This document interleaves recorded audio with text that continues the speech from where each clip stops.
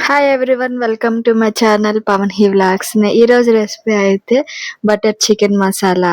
అది ఎంత సింపుల్ గా చేసుకోవచ్చు అంటే ఇంట్లోనే చేసుకోవచ్చు, రెస్టారెంట్ స్టైల్. చూసేద్దామా మరి.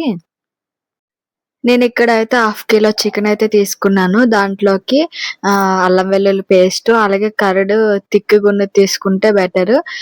నేను ఇక్కడ 3 టేబుల్ స్పూన్ కరడు, అలాగే పసుపు, కారము, సాల్ట్, గరం మసాలా, చికెన్ మసాలా కూడా వేసుకొని మొత్తాన్నంతా కలుపుకొని ఆ మిశ్రమాన్ని అయితే ఫ్రిడ్జ్ లో స్టోర్ చేసుకోవాలి ఒక 1 అవర్ పాటైనా. 1 అవర్ వీలు కాకపోతే ఒక 30 మినిట్స్ అయినా ఫ్రిడ్జ్ లో ఉంచుకోవాలి.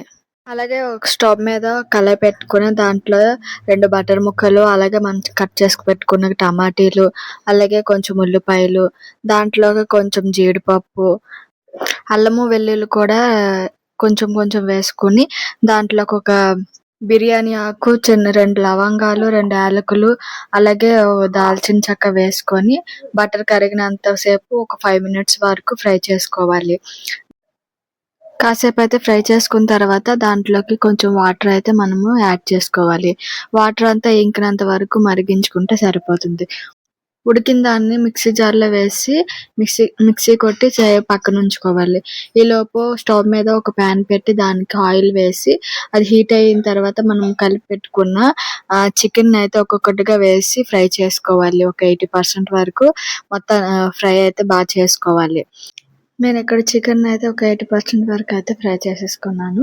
చూస్తున్నారు కదా, ఇక్కడైతే చికెన్ అయితే మొత్తం ఫ్రై అయితే అయిపోయింది. ఇప్పుడు కర్రీ కోసం అనేసి ఒక కళాయి పెట్టుకుంటాము. దాంట్లో కొంచెం ఆయిల్ను బటర్ వేసుకొని అది హీట్ అయ్యాక కారం వేసుకొని కలుపుకుంటాము. ఇందాక మనం మిక్సీ చేసి పెట్టుకున్న పేస్ట్ని అయితే అందులో వేసుకొని కాసేపు అయితే ఉడకనిద్దాం. దాంట్లో వాటర్ వేసుకొని కాసేపు ఉడికిన తర్వాత దగ్గరగా అయిన తర్వాత ఇలా థిక్గా అవుతుంది. చూస్తున్నారు కదా, ఇప్పుడు థిక్గా అయ్యింది.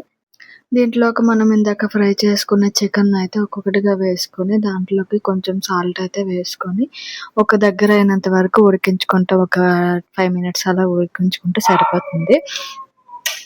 ఆల్రెడీ మనం ముందే ఫ్రై చేసుకున్నాం కాబట్టి ఎక్కువసేపు అయితే ఉడికించక్కర్లేదు.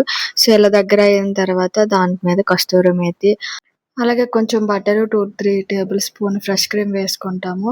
ఇక్కడ తేనె కానీ షుగర్ కానీ వేసుకోవచ్చు. నేను ఇక్కడ తేనె వేసుకుంటున్నాను. షుగర్ వేసుకున్నా పర్లేదు, బాగుంటుంది. బటర్ తేలినంత వరకు ఉడికించుకుంటే సరిపోతుంది. కర్రీ అయితే రెడీ అయిపోతుంది. బటర్ తేలితే కర్రీ అయితే రెడీ అయిపోయినట్టే.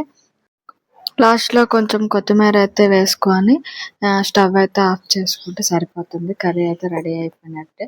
రోటీస్‌తో తిన్నా, నాన్‌తో తిన్నా, రైస్‌తో తిన్నా, దేనితో తిన్నా సరే చాలా టేస్టీగా ఉంటుంది. సో ప్రాసెస్ అయితే ఇది. చూసారు కదా, సింపుల్‌గా బటర్ చికెన్ మసాలా అయితే తయారు చేసేసుకుందాము. సో నా వీడియో గాని నచ్చినట్టయితే లైక్ చేయండి. అలాగే సబ్స్క్రైబ్ చేసుకోవడం మర్చిపోకండి.